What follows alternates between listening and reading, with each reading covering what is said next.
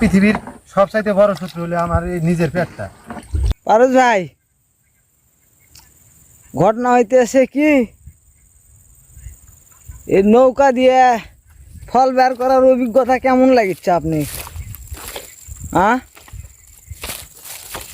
আমরা হলাম ভাই কৃষক মানুষ। আমরা নৌকা নদী বান বা নদী এলাকার মানুষ। আমগরে তো নৌকার মধ্যে যে কোনো জিনিস তুলে নিয়ে যাওয়ার অভিজ্ঞতা ইনশাল্লাহ অনেকটাই। এটা আপনারা কি বইলা বুঝাবো না, এটা আমাদের অভিজ্ঞতা সম্পূর্ণই আছে। আমরা নৌকাতে যে কোনো জিনিস বাই করতে আমাদের সুবিধা হয়।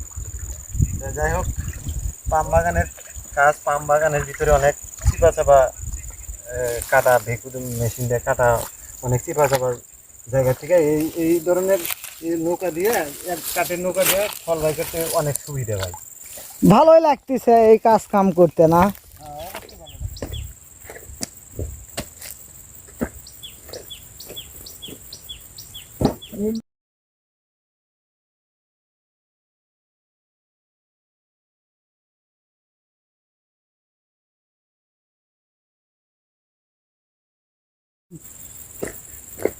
আর খেয়ে যাবো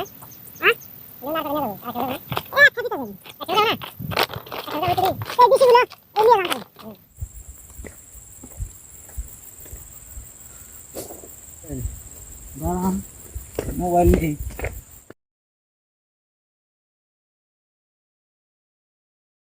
আমায় কি করিলি ওরে আমারে তুই প্রেম ভিখারি বানাইলি। আসসালামু আলাইকুম বন্ধুরা, আশা করি আল্লাহর রহমতে সবাই ভালো আছেন এবং সুস্থ আছেন। দেখেন, আজকে আমরা পাম বাগানে যে কাজগুলো করে থাকি, তো এই বাগানগুলোর মধ্যে অনেকটা পানি, এই লঙ্কানগুলোর মধ্যে পানি আছে, সে সুবাদে এই নৌকাটা আমরা কাজে লাগাচ্ছি। ফলগুলো কাটিং করার পরে সেগুলো বের করে আমরা নৌকায় উঠাইছি। তো আমার সাথে আছে পারভেজ ভাই, সে নৌকার মাঝি হিসেবে কর্মরত আছে। তার গান অবশ্য চালু হয়ে গিয়েছিল, তো গানটা আমার এই কথা বলার কারণে বন্ধ করছে। তো বন্ধুরা উপভোগ করতে থাকুন, দেখতে থাকুন ভিডিওগুলি। ভালো লাগলে অবশ্যই লাইক শেয়ার কমেন্ট করবেন, আর বিশেষ করে পারভেজ ভাইয়ের জন্য সবাই দোয়া করবেন। সেই সাথে আপনাদের জন্য আমরা দোয়া করি। ভিডিওগুলো অবশ্যই দেখতে থাকবেন লাস্ট পর্যন্ত, আশা করি। ভাই, আপনার গান চালু করেন। ও ভাই স্যার, টান দিয়া হরে বেলা ডুবা গেল, আরে মুন্সিগঞ্জের বাইসারা চুবান খাইয়া গেল বাইসার। যেদিন আল্লাহ দুনিয়ায় পাঠাইছে সেদিন থেকে প্যারা শুরু হয়েছে। আল্লাহ বানাইছে, আরো বেশি মানুষ বানায়। আল্লাহ মানুষকে নিয়ে পেট দিছে। এই পেটের জন্যই তো মানুষের এত পরিশ্রম। এই রোদে বৃষ্টিতে বিভিন্ন পোকামাকড়, বিভিন্ন জঙ্গলে আমাদের কাজ করতে যে অসুবিধাটা হয়, পেট না থাকলে তো আর এত কাজ কাম করা লাগতো না। আশা করি খাবার হলো পৃথিবীর সবচাইতে বড় শত্রু হলো আমার এই নিজের পেটটা। এর কারণে এত পরিশ্রম, মানুষের বকাবকি শোনা। তো বন্ধুরা, আমাদের একটা নতুন অভিজ্ঞতা হলো, আমরা প্রথমবারের মতো নৌকা ব্যবহার করে এই পাম ফলগুলো কাটার পরে আমরা বের করতেছিলাম। এর আগে কখনো ট্রাই করাও হয়নি। তো দেশে থাকা অবস্থায় পারভেজ ভাই প্রচুর পরিমাণ নৌকা চালানোর অভিজ্ঞতা তার আগে থেকেই রয়েছে। এই ফলগুলো নিয়ে যাচ্ছি একদম জায়গা মতো পৌঁছানোর জন্য, যেখান থেকে বড় ট্রাক্টর বা লরি এসে এই ফলগুলো মিল পর্যন্ত নিয়ে যাবে, সে জায়গা পর্যন্ত আমাদের পৌঁছাতে হবে এই ফলগুলো।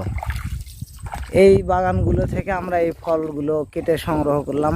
ওখানেও কিছু ফল রয়েছে যা আমরা পর্যায়ক্রমে নিয়ে যাব। এর মধ্যে ক্যামেরা চালানো, মোবাইল বের করে ভিডিও করাটা অনেক রিস্ক একটা ব্যাপার। হঠাৎ করে হয়তো এই নৌকাটা একটা গাছ দিয়ে তৈরি এই নৌকা। এই নৌকার নাম কি বলে ভাই, বলেন? এক কাঠের নৌকা বলে। এটা মাঝখানে আপনার মাঝখানে চিরল চিরল করে, তারপরে ওই নৌকাটার মাঝখান থেকে যে সারি কাঠটা সেটাকে ফেলে দিয়ে মাঝখানে ডোঙ্গা সিস্টেম করতে হয়। এটারে বলে এক কাঠের নৌকা। আসলে এই নৌকাটা অনেক চালাতে রিস্ক, অভিজ্ঞতা না থাকলে অনেক রিস্ক হয় না?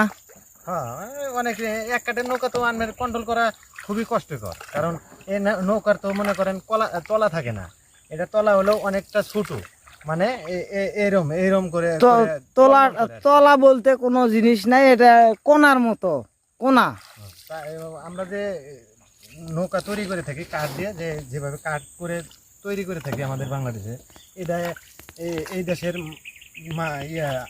মানুষটা যেভাবে কাঠ কেটে টেসা দিয়া যেভাবে কেটে নৌকা তৈরি করে, এভাবে নৌকা আমাদের দেশে তৈরি করে না আর কি। এটার ব্যালেন্স খুব কম পাওয়া যায় চলাতে, মানে খুব একটা, মানে মনের ভেতর কনফিডেন্স কাজ কম করে যে কখন জানি উল্টে যায়, কখন জানি উল্টে যায়, এরকম একটা ব্যাপার স্যাপার। আমরা পানিপথ 1 কিলোমিটারের কিছু হয়তো কম হবে, এরকম একটা পথ আমাদের পাড়ি দিতে হয় এই ফলগুলো নিয়ে। সব সময় তো কোম্পানির জায়গা শুকনো অবস্থায় পাওয়া যায় না, কিছু অংশ ডাউন থাকে, সে কারণে বৃষ্টির কারণে সে জায়গায় পানি জমে। তো পানি জমা অবস্থাতেও সেখানে ফল সময় হলে পেকে যায়, সেগুলো সময় মতো কাটতে হয়। এই বাগানগুলো বেশ কিছু সময় শুকনো থাকে, বেশ কিছু সময় এই বৃষ্টির পানি জমা বেঁধে যায়, তখন একটু সমস্যা হয়। আর এইটা কেবল নতুন একটা বাগানের জন্য প্রস্তুতি চলছে, এগুলো গাছ অনেকটা সতেজ হয়ে উঠেছে, হয়তো বা 1-2 বছরের মধ্যে পরিপূর্ণভাবে এই গাছগুলো থেকে ফল সংগ্রহ করা সম্ভব হবে। ওই যে দেখেন, ওই একটা গাছ দেখা যাচ্ছে লম্বা, ওখানে বানর বসে থাকে, সেই বানরের ভিডিওটা ফুটেজটাও আমার কাছে রয়েছে। কাজের মধ্যেই কিছুটা স্বস্তি পাওয়ার জন্য আমরা অনেক সময় অনেক মজা করি, তারপরে এই কাজের মধ্যেই কিছুটা আনন্দ খুঁজে নেওয়ার চেষ্টা করি, যাতে এই কষ্টগুলো দুঃখগুলো আমরা ভুলে থাকতে পারি। এটাই তো আমাদের প্রচেষ্টা, তাই কি না? তা তো অবশ্যই ঠিকই বলছেন। এখন ভুলে তো থাকতে হবে, কারণ মনে চাইলেই তো আর আমি ডানা নাই যে পাখির মতো উড়ে যাবো।